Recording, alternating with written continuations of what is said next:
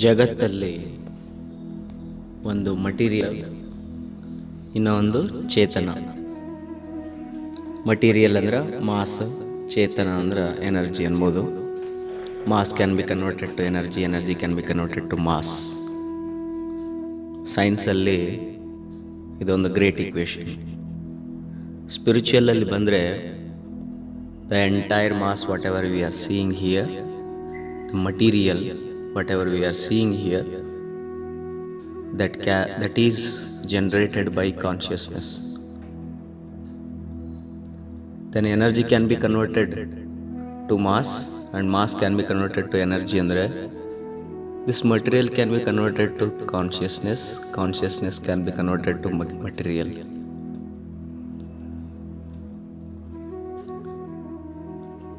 Consciousness ಇಂದ material ಆಗ್ತದ, ಇದನ್ನು ಕ್ವಾಂಟಮ್ ಫಿಸಿಕ್ಸ್ ಕೂಡ ಹೋಗ್ತದ. ಬಟ್ ಮಟೀರಿಯಲಿಂದ ಕಾನ್ಷಿಯಸ್ ಆಗ್ತದ, ಸ್ಟಿಲ್ ಥಿಯರಿಗಳು ಹಾರ್ಡ್ ಪ್ರೂಫ್ ಇನ್ನೂ ಕೊಟ್ಟಿಲ್ಲ. ಕಾನ್ಷಿಯಸ್ ಮಟೀರಿಯಲ್ ಆಗ್ತದ ಅನ್ನೋದಕ್ಕೋಸ್ಕರ there are many examples, many theories in quantum physics. But ವಿಚಿತ್ರ ಏನಂದರೆ, ದ ಚೇತನ ಏನೈತಲ್ಲ, consciousness, it is spread everywhere on this universe. ಚೇತನ everywhere it is spread. Okay, imagine ಮಾಡ್ಕೊಳೋದಕ್ಕೆ ನಿಮಗೊಂದು ಬೇರೆ ರೀತಿಯಿಂದ ಎಕ್ಸ್ಪ್ಲೇನ್ ಕೊಡ್ತೀನಿ, ಬಟ್ ಅದು ಬೇರೆ ಇದು ಬೇರೆ. Do you know what is space? Space ಅಂತಂದರೆ ಖಾಲಿ ಜಾಗ, ಸ್ಪೇಸ್. ಡೀಪ್ ಮಿಸ್ಟ್ರಿ ಅದು ಸ್ಪೇಸಲ್ಲಿ. Then if you ask me where is space, then space is spread all over the universe. Space ಒಳಗಡೆ ಪ್ಲ್ಯಾನೆಟ್ಸ್ಗಳು, ಗ್ಯಾಲಕ್ಸಿಗಳೂ ಇದ್ದಾವೆ. ಸ್ಪೇಸ್ ಒಳಗಡೆ ಈ ನಿಮ್ಮ ಮನೆ ಮಠಗಳು ಇದ್ದಾವೆ. ಸ್ಪೇಸ್ ಒಳಗಡೆ ಆಟಮ್ಸ್, ಪ್ರೋಟಾನ್ಸ್, ನ್ಯೂಟ್ರಾನ್ಸ್ಗಳು ಇದ್ದಾವೆ. ಆಟಮ್ಸ್, ಪ್ರೋಟಾನ್ಸ್, ನ್ಯೂಟ್ರಾನ್ ಒಳಗಡೆನೂ ಸ್ಪೇಸ್ ಇದೆ. ದೆನ್ ಸ್ಪೇಸ್ ಎಷ್ಟು ದೊಡ್ಡದದ? ದೊಡ್ಡದನ್ನೋದಕ್ಕೂ ಬರೋಂಗಿಲ್ಲ. ಸ್ಪೇಸ್ ಸಣ್ಣದೈತಂತ ಹೇಳೋಕ್ಕಾಗಲ್ಲ. Because atom, proton, neutron small material, but ಅದ್ರ ಒಳಗೂ ಸ್ಪೇಸ್ ಅದ. ಸ್ಪೇಸ್ ಒಳಗಡೆ ಎಂಟೈರ್ ಗ್ಯಾಲಕ್ಸಿ ಅದ. ದೆನ್ ಸ್ಪೇಸ್ ಏನಿದು? It is just a spread everywhere. But now you can imagine what is space. The same way ಚೇತನ, consciousness ಅದ. Consciousness ಇಡೀ ಜಗತ್ತನ್ನು ಆವರಿಸ್ಕೊಂಡದು. ಕಾನ್ಷಿಯಸ್ನೆಸ್ ಪ್ರತಿಯೊಂದು ಜೀವರಾಶಿಯಲ್ಲಿಯೂ ಅದ. ಕಾನ್ಷಿಯಸ್ನೆಸ್ ಪ್ರತಿಯೊಂದು ಸ್ಥಳದಲ್ಲಿಯೂ ಅದ. ಪ್ರತಿಯೊಂದು ಪ್ಲ್ಯಾನೆಟ್ ಒಳಗೋಗ್ರಿ, ಮ್ಯಾಕ್ರೋದೊಳಗೆ ಹೋಗ್ರಿ, ಮೈಕ್ರೋದೊಳಗೆ ಹೋಗ್ರಿ, ಜ್ಞಾನದೊಳಗೆ ಹೋದ್ರು ಕಾನ್ಷಿಯಸ್ನೆಸ್ ಅದ. ಇನ್ನೂ ಮತ್ತೆ ವಿಚಿತ್ರ ಏನಂತಂದರೆ, ಕಾನ್ಷಿಯಸ್ನೆಸ್ ತನ್ನನ್ನು ತಾನು ಮ್ಯಾನಿಪ್ಯುಲೇಟ್ ಮಾಡಿಕೊಂಡು ಒಂದು ಜೀವರಾಶಿ ಒಳಗಡೆ ಹೋಗ್ತದೆ. Say for example human being, ನಾನದೀನಿ. ದೆನ್ ಹೂ ಆಮ್ ಐ ಅಂತಂದರೆ, ಈ ಎಂಟೈರ್ ಕಾನ್ಷಿಯಸ್ನೆಸ್ ಏನೈತಲ್ಲ ಅದರದ್ದೊಂದು small pocket of energy, small pocket of consciousness. Once again, small pocket of consciousness that is in me. That small pocket of conscious is in human body, Homo sapiens, and that is acting here. The characteristics of consciousness ಅಥವಾ characteristics of ಚೇತನ, ಅದನ್ನು explain ಮಾಡಬೇಕಂದ್ರೆ, I'll give an example of water. What is the shape of water? No, we don't know. Then ಆ ವಾಟರ್ನ ನೀವು ಬಾಟಲ್ಗಳಿಗೆ ಹಾಕಿದರೆ bottle shape ತೊಗೊಳ್ತದೆ, ಬೊಗಣೆಯಲ್ಲಿ ಹಾಕಿದರೆ ಬೊಗಣೆ shape ತೊಗೊಳ್ತದೆ. ಅದನ್ನು spread ಮಾಡಿದರೆ spread ಆಗ್ತದೆ. ಜಾಸ್ತಿ ಟೆಂಪ್ರೇಚರ್ ಹೆಚ್ಚಿಗೆ ಹಾಕಿದರೆ ಅದು ಗಾಳಿ ಆಗಿ ಆವಿ ಆಗ್ತದೆ. ಟೆಂಪ್ರೇಚರ್ ಕಡಿಮೆ ಮಾಡಿದರೆ ಸಾಲಿಡ್ ಆಗ್ತದೆ.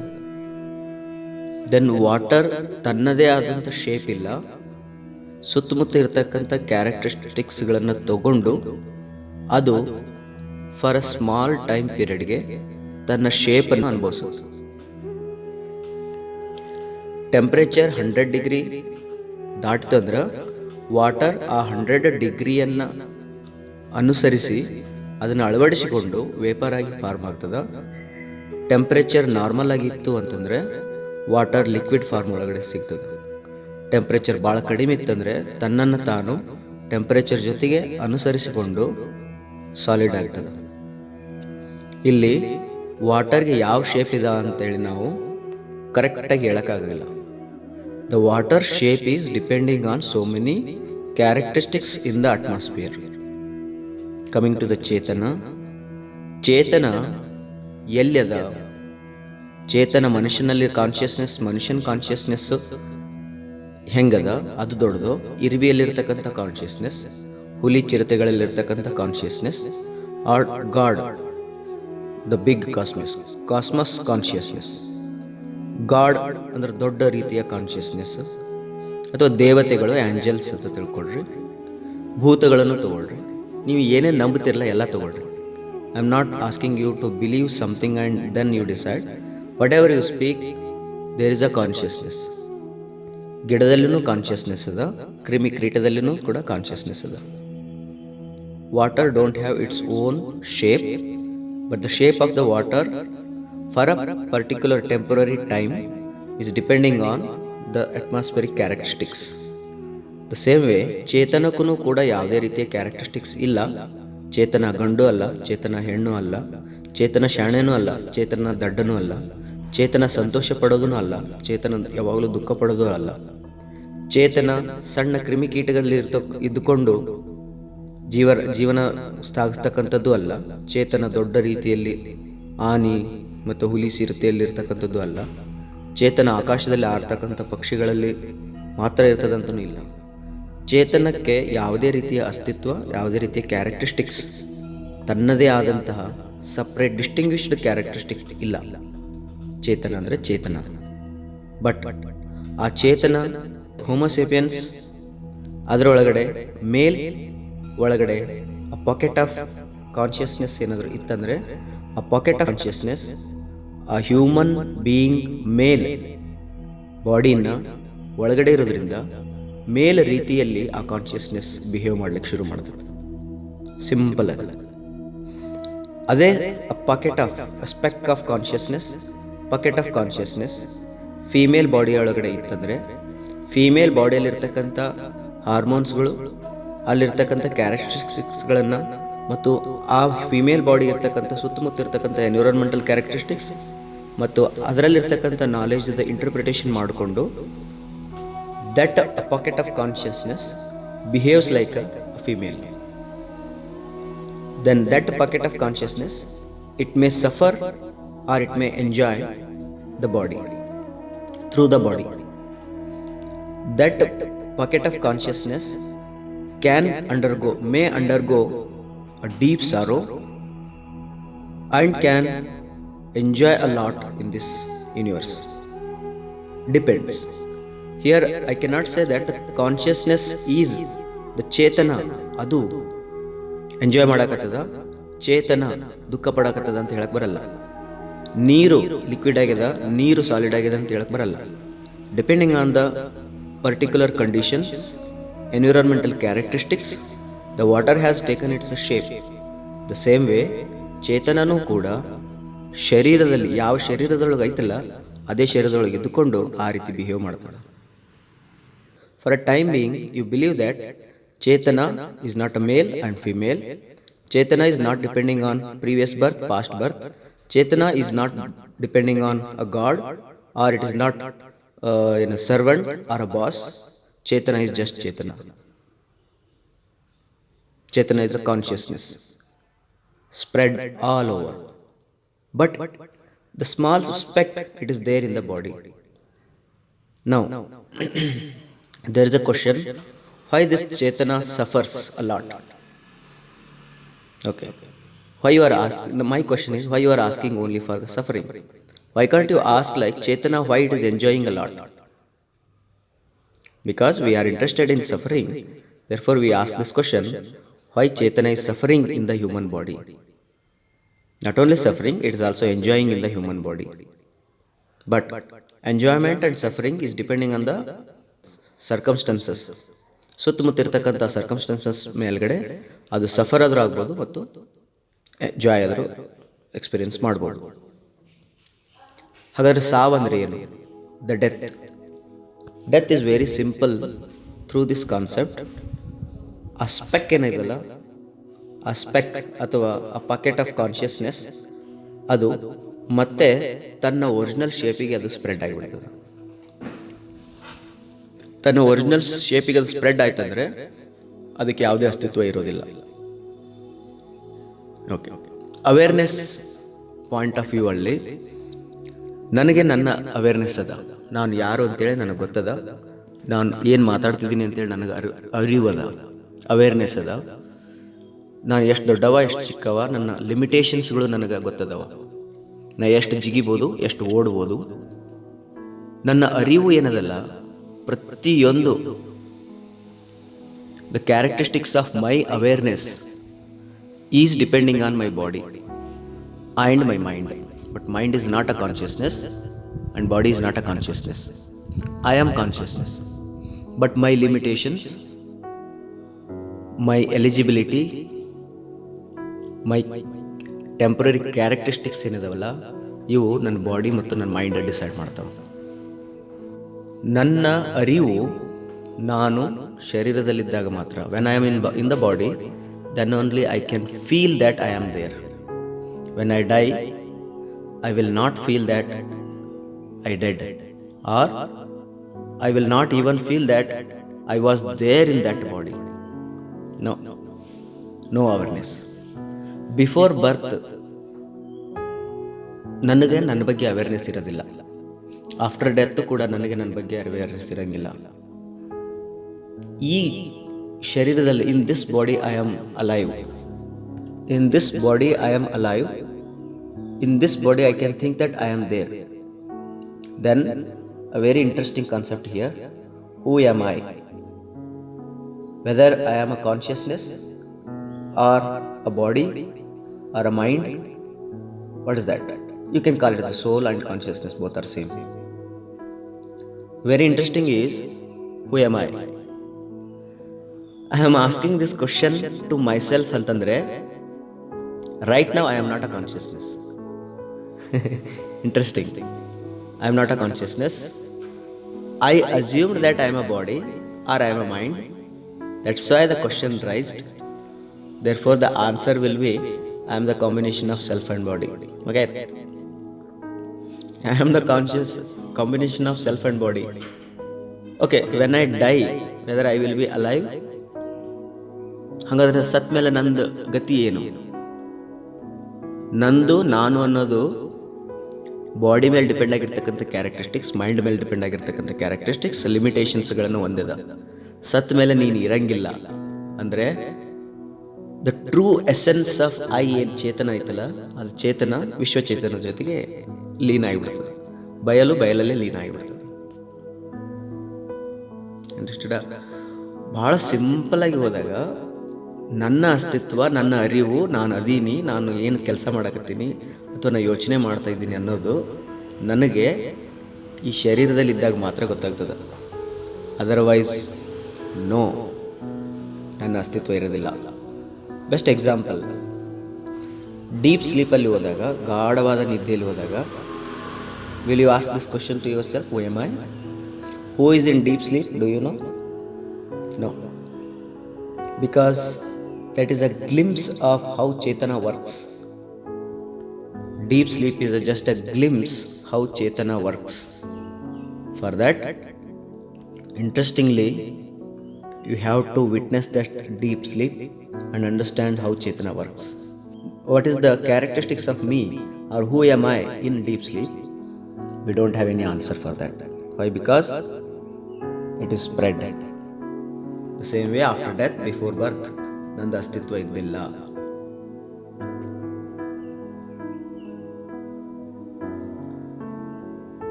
ಸುತ್ತಮುತ್ತ ನಾವೇನು ನೋಡ್ತಿದ್ದೀವಲ್ಲ, ಪ್ರತಿಯೊಂದು ಜೀವರಾಶಿನಾದ್ರೂ ನೋಡ್ರಿ, ಮನುಷ್ಯ, ಪ್ರಾಣಿ, ಪಕ್ಷಿ, ಅಳುವ ಮನುಷ್ಯ, ನಗುವ ಮನುಷ್ಯ, ಚಿಕ್ಕ ಮನುಷ್ಯ, ದೊಡ್ಡ ಮನುಷ್ಯ, matured, immatured, fool, intelligent, talented, ಸಾಧು ಸಂತ ಯಾರನ್ನಾದ್ರೂ ನೋಡ್ರಿ, everyone is a consciousness. ಎಲ್ಲರೂ ಚೇತನನೇ, ಎಲ್ಲರೂ ಚೇತನನೇ. ಬಟ್ ಅದೇ ಚೇತನ why it is acting like a fool in one body, and the same Chetana why it is acting like a talented in another body? It is not in the hand of Chetana. It is there in the hand of body and mind, as the environment or surrounding circumstances. Based on that, it will act. ಅದಕ್ಕೆ ನೀವು ಹಳ್ಳಿಯಲ್ಲಿ ಕೇಳಿರ್ಬೋದು, ತೀರ್ಕೊಂಡ ಮೇಲೆ ಎಲ್ಲರೂ ದೇವರಾಗ್ತಾರಂತ. ಅವ ಹುಚ್ಚ ಇರಲಿ, ಆ ಹುಚ್ಚ ತೀರ್ಕೊಂಡಂದ್ರೆ ಅವನನ್ನು ಪೂಜೆ ಮಾಡಲಾಗ್ತದ. ಸಾವುಕಾರ ತೀರ್ಕೊಂಡ್ರು ಅವನನ್ನು ಪೂಜೆ ಮಾಡಲಾಗ್ತದ. ಶರೀರಕ್ಕೆ it's a symbol. Every one, even ಪ್ರಾಣಿ ಪಕ್ಷಿಗಳು ಸತ್ರೂ ಕೂಡ ಅವುಗಳನ್ನು ಕೂಡ ಏನಂತಾರ ಹಳ್ಳಿಯಲ್ಲಿ, ಅವನು ಕೂಡ ದೇವ್ರ ಸಮಾನ. ಸತ್ತವರೆಲ್ಲ ದೇವ್ರ ಸಮಾನ.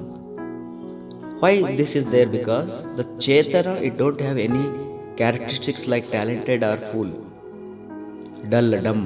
No, it is a circumstances where that consciousness is trapped. I am using the word trap here. I will explain that why I am calling it trap later. ಅದಕ್ಕೆ ಚೇತನಕ್ಕೆ ತನ್ನದೇ ಆದಂಥ ಸ್ವಭಾವ ಇಲ್ಲ. ಅದು ಯಾವ ಪಾತ್ರದಲ್ಲಿ ಉಳ್ಕೊಳ್ತದಲ್ಲ ಅದೇ ಪಾತ್ರನ ಅದು ಅನುಭವಿಸ್ಲಿಕ್ಕೆ ಶುರು ಮಾಡ್ತದೆ, ಅದರಂಗೆ ಅದು ಆ್ಯಕ್ಟ್ ಮಾಡ್ಲಿಕ್ಕೆ ಶುರು ಮಾಡ್ತದೆ. ಭಾಳ ಇಂಟ್ರೆಸ್ಟಿಂಗ್. ಹಾಗಾಗಿ ಸುತ್ತಮುತ್ತಿರ್ತಕ್ಕಂಥ ಪ್ರತಿಯೊಬ್ಬರು ಕೂಡ ಕಾನ್ಷಿಯಸ್ನೆಸ್ ಅಂತಾನೆ ಪಾಕೆಟ್ ಆಗಿರೋದ್ರಿಂದ, ನಾನು ಕಾನ್ಷಿಯಸ್ನೆಸ್ ಪಾಕೆಟ್ ಆಗಿರೋದ್ರಿಂದ ಈ ಶರೀರದೊಳಗೆ ಇದ್ಕೊಂಡು ಈ ರೀತಿ ಬಿಹೇವ್ ಮಾಡಾಕತ್ತೀನಿ. ಇದೇ ಸೇಮ್ ಕಾನ್ಷಿಯಸ್ನೆಸ್ ಇನ್ನೊಂದು ಶರೀರದೊಳಗೆ ಇದ್ಕೊಂಡು ಇನ್ನೊಂದು ರೀತಿ ಬಿಹೇವ್ ಮಾಡಾಕತ್ತದ. ದೆನ್ ಅಲ್ಟಿಮೇಟ್ಲಿ ಇಬ್ಬರು ಸತ್ತ ಮೇಲೆ we both spread.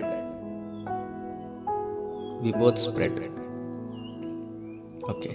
Then what is the purpose of life? The temporary purpose, I will not tell you the permanent purpose of this universe or the Chetana or the life. A temporary purpose, what you can make yourself is, this Chetana as trapped, no? That unlimited, infinite, spread all over Chetana is trapped in one particular body. ಆ ಟ್ರ್ಯಾಪಿಂಗನ್ನು ಬಿಡಿಸಿ ಆ ಚೇತನನ ವಿಶ್ವಚೇತನದ ಜೊತೆಗೆ ಲೀನ ಮಾಡೋದೇ purpose of the life. ಇನ್ನೊಂದು very interesting ನಿಮ್ಗೆ ಹೇಳ್ತೀನಿ. ವಿಶ್ವಚೇತನ small packet ಆಗಿ ಒಂದು ಶರೀರದೊಳಗೆ ಒಕ್ಕೊಳ್ತದೆ. ಸ್ಮಾಲ್ ಶರೀರ ತಯಾರು ಮಾಡ್ಕೊಂಡು ಹೊರಗೆ ಬರ್ತದ ಸಣ್ಣ ಮಗುವಾಗಿ.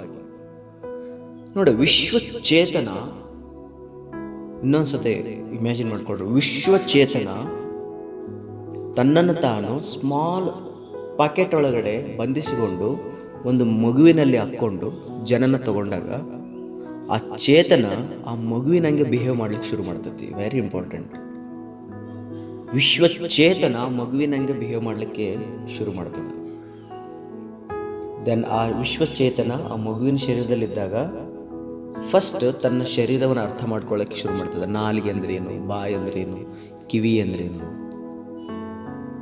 As if it don't know anything ಅನ್ನುವ ರೀತಿಯಲ್ಲಿ. ಬಿಕಾಸ್ ನೀರು ಯಾವ ಪಾತ್ರೆಯಲ್ಲಿ ಹಾಕ್ತಾರೆ ಅದೇ ಪಾತ್ರೆಯದು ಶೇಪ್ ತಗೊಳ್ತದಲ್ಲ, ಅದೇ ರೀತಿ ವಿಶ್ವಚೇತನ ಮಗುವಿನಲ್ಲಿ ಇದ್ದುಕೊಂಡು ತನ್ನನ್ನು ತಾನು ಅರ್ಥ ಮಾಡ್ಕೊಳ್ತದೆ, ತನ್ನ ಪೇರೆಂಟ್ಸನ್ನ ಅರ್ಥ ಮಾಡ್ಕೊಳ್ತದೆ.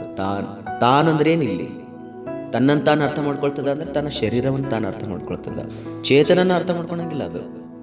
ಅದಕ್ಕೆ ನೀವು ಚಿಕ್ಕ ಮಕ್ಕಳು ದೇವರ ಸಮಾನ. ಓಕೆ, ಆ ಮಗುಗೆ ಹೋಗಿ ಕೇಳ್ರಿ what is the purpose of life ಅಂತ ಕೇಳ್ರಿ, ಮಗು ಉತ್ತರ ಕೊಡ್ತದ? ಇಲ್ಲ. ದೇವ್ರನ್ನ ಕೇಳಿದ್ರೆ ದೇವ್ರು ಉತ್ತರ ಕೊಡ್ತಾನಂತ ನಿಮ್ಗೆ ಅನಿಸ್ತದ. ಬಟ್ ಮಗು ದೇವ್ರ ಸಮಾನ ಅಂದಮೇಲೆ ಮಗು ಯಾಕೆ ಉತ್ತರ ಕೊಡ್ತಾ ಇಲ್ಲ? Because in the body there is a ಚೇತನ, ಬಟ್ ಚೇತನ is unaware of the characteristics of ಚೇತನ. But Chetana is assuming itself as a small baby, therefore it is acting now as a small baby in the body of baby. That's why it will cry whenever it get hunger. It will cry whenever the parents go away. Like that it will train itself and grow. Then fear, ಮತ್ತೆ frustration, jealous, love, care, ಈ ರೀತಿ ಬೇರೆ ಬೇರೆ ಬೇರೆ ಬೇರೆ ಬೇರೆ ಕ್ಯಾರೆಕ್ಟರಿಸ್ಟಿಕ್ಸ್ಗಳನ್ನು ಇವೆಲ್ಲ characteristics ಏನು ವ್ಯಾಲ್ಯೂಸ್ ಅದಾವೆ ಎಲ್ಲ ಶರೀರದ ವ್ಯಾಲ್ಯೂಸ್ಗಳು. ಚೇತನಕ್ಕೆ ಯಾವುದು ವ್ಯಾಲ್ಯೂಸ್ ಇಲ್ಲ. ಚೇತನದ ಲೆವೆಲ್ ಒಳಗೆ ಯೋಚನೆ ಮಾಡಿ ವಾಟ್ ಈಸ್ ಲವ್ ಅಂತ ಕೇಳೋ ಅವಶ್ಯಕತೆ ಇಲ್ಲ. Love is the one thing where whenever you are in the body then you have to think about the love. Care also whenever you are in the body then only you have to think about care. You cannot think about care, love, bliss and all these characteristics when you are in Chetana.